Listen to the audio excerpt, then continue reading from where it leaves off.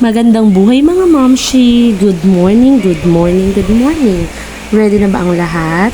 Ngayon na nga ang pinakahihintay ng lahat. Pasukan na! Gabi pa lang ay nag-ready na kami ng mga susuotin at gagamitin ng aming kuya kinaumagahan. Actually, yung pang 1 week na nasusuotin, na-plancha ko na talaga yan. Maaga nga ako nagising ngayon para magluto ng breakfast ng aming kuya Yummy. Nag-alarm nga ako ng 4:35 AM pero ang ending nagising ako ng alas 4:15. O diba, maaga pa ako sa alarm. Excited yon. Nagluto lang ako dyan ng hotdog, egg at sinangag ko lang yung kanin na natira and then nagluto din ako ng kanin. Tapos, nag-init din ako dyan ng mainit na tubig para may panligo si kuya. Dahil malamig ang tubig sa madaling araw. Nung nakapagluto na nga ako ng breakfast ni kuya, ready ko na ito at ginising ko na siya para kumain muna. Nagluto nga din pala ako dyan ng kanton, nakalimutan ko lang videohan kanina. After ilang minutes nga lang na pagkain ni kuya ng breakfast, ay diretso na siya sa pagligo para naman fresh ang lolo mo. Syempre, outfit check muna ang aming kuya, diba? Sino ka dyan? Mag-aral lang mabuti. Hinatid na nga din pala namin dyan si kuya, nakamotor lang kami kasi flat pa yung gulong ng e-bike. Napaaga nga ang punta namin dahil 5:50 ang pasok ni kuya. 5:30 pa lang nandun na kami sa school. O diba, napakaaga niyan. Sana naman tuloy-tuloy ang aga ng pasok niya. Sa sobrang aga nga namin, wala pa si teacher. O diba, kami pa nauna, nakakaloka.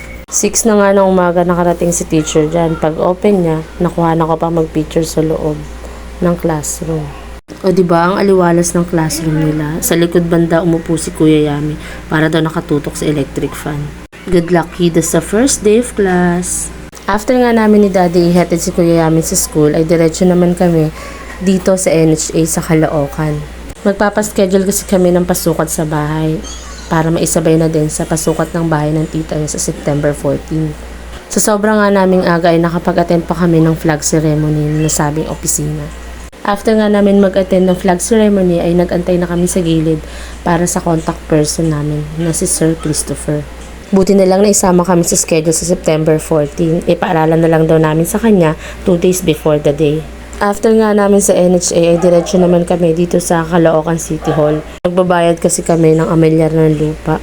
Kaya lang epic fail, wala na pala sila dito sa City Hall. Lumipat na daw sa Kai Mall kasi inaayos. Ang ending, pumunta kami sa Mesa Barte. Buti na lang nakamotor kami. Buti na lang wala masyadong tao. Si Daddy na yung kasunod na magbabayad. Diba? Taga-video lang talaga ang peg ng lola niya dyan. After nga namin dito sa Kai Mall sa Sabarte, dumiretso na kami umuwi sa San Jose del Monte, Bulacan. Pumunta nga pala kami dito sa Builders para bumili ng saksakan na pinapabili ni Mama. Thank you so much po sa Builders sa pag-assist sa amin. Masyado kaming maraming ganap na pinuntahan ngayon ni Daddy. Kakapagod pero okay lang. Thank you so much guys for watching. God bless as always.